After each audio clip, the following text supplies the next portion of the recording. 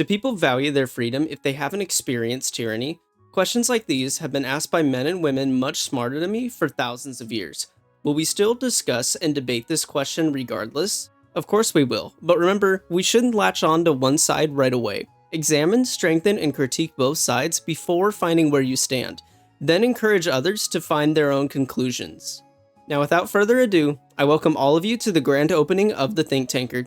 So let's hear the first side of this debate.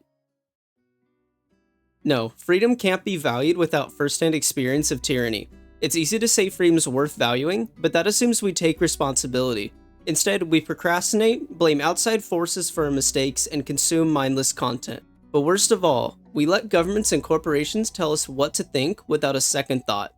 These outside influences are why tyranny continues to exist, because we think everything is fine until it's too late. Very rarely is tyranny an instant thing that comes out of nowhere. It's the small, incremental attacks on freedom that allow for tyranny to take place, just like slowly boiling a frog. In the 1990s, Americans valued their right to privacy much more than they do today. But following a certain national tragedy in the early 2000s, that began to change. Once the US government passed the Patriot Act, they gained legal justification to wiretap people's phones, retrieve personal data without a warrant, and develop increasingly large databases of Americans that they suspect of wrongdoing.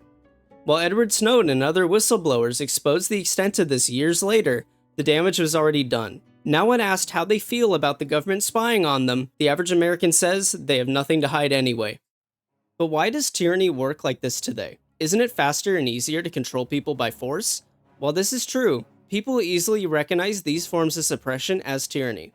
The goal of modern tyranny is to convince people that restricting freedom is a moral good, or at least necessary to maintain social order.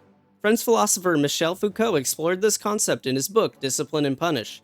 Through careful analysis of modern prisons, he concluded that their three-pronged system, observation, normalization, and examination, are also used in modern societies to keep the people in line. Observation is when a society uses different methods of surveillance to influence people's behavior. Whether it's a security camera on a busy street, police wiretapping your phone, or a corporation selling your keystroke data to third parties, there's a chance you're being monitored, and that chance of being monitored is plenty to alter people's behavior. Normalization is the written and unwritten societal rules people are expected to follow.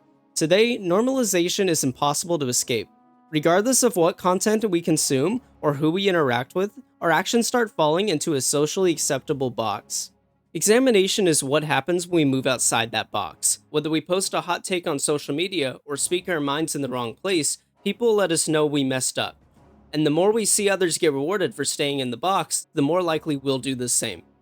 We don't need archaic methods to restrict freedom, according to Foucault. All you have to do is control the dialogue. Once you collect data from the entire population, use the mainstream media as a propaganda wing, and pressure social media giants to moderate content in a way you want, then the people will do the rest. Once we start giving up freedom to solve problems we didn't create, how can we possibly learn to value it?